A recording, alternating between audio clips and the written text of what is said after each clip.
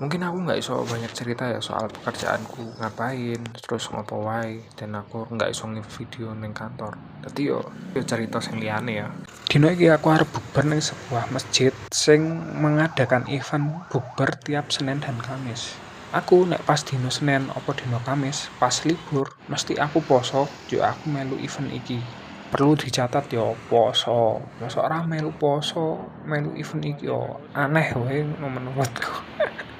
Nah, ngapit ngono kae sekitar 2 atau 3 kiloan saka kosku. Habis itu ya iki mandek neng penyeberangan jalan JPU. Nah, untuk JPU ning Jakarta iki sebenarnya enak ya. Jadi akeh banget JPU sing nganggo dalan nggo sepeda ngene iki. Dadi sepedamu nggak perlu diangkat, cukup dituntun. Nek iso mbok tumpaki ya tumpaki.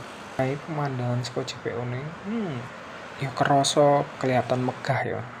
Iki untuk seberange ya tadi ngono kuwi. Untungnya pas ra macet.